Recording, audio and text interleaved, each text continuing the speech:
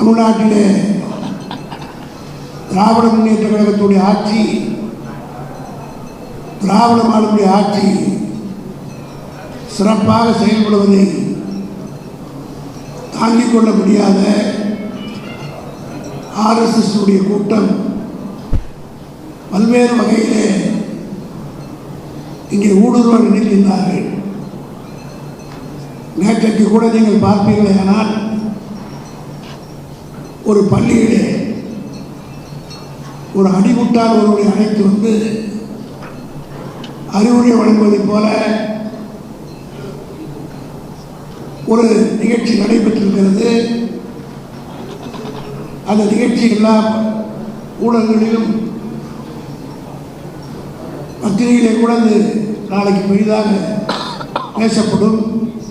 ஆனால் அரசுடைய கவனத்திற்கு வந்தவுடன் அந்த பள்ளியின் மீதும் அதற்கு காரணமாக இருந்தவர் மீதும் உரிய நடவடிக்கை எடுக்கப்படும் என்று நம்முடைய அமைச்சர் சொல்லியதோடு மட்டுமல்ல, இன்று காலையிலே காரணம் அமெரிக்காவிலே இருந்தாலும் நம்முடைய தலைவர் தளபதி அவர்கள் தமிழ்நாட்டிலே என்ன நடக்கிறது என்பதை கவனித்துக் கொண்டிருக்கிறார் என்பதற்கு எடுத்துக்காட்டுதான் அரசினுடைய துறை செயலாளர், கல்வித்துறை செயலாளர் இன்றைக்கு ஒரு கண்டிப்பான சுற்றறிக்கையை கொடுத்திருக்கிறார்.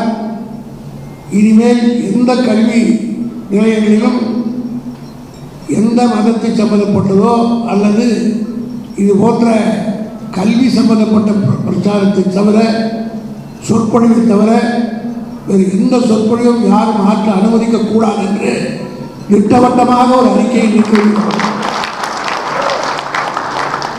ஆக இது அமெரிக்காவில் இருந்து தலைவர் அவர்கள் போட்ட இந்த உத்தரவின் பேரில் தான் 24 மணி நேரத்துக்காக இந்த துரிதமான நடவடிக்கை மேற்கொள்ளப்பட்டிருக்கிறது என்பதை நான் அனைவரும் உணர வேண்டும்.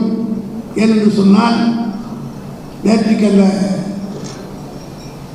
பிரச்சாரம் என்பது உள்ளபடியே அறுவருக்கத்தக்க, எல்லோரும் வேதனைப்படக்கூடிய அளவுக்கு அது அமைந்திருந்தது. இதற்கு பின்னணியிலே யார் இருக்கிறார்கள் என்பதை இன்னும் 2 நாட்களிலே வெளியே வரும்.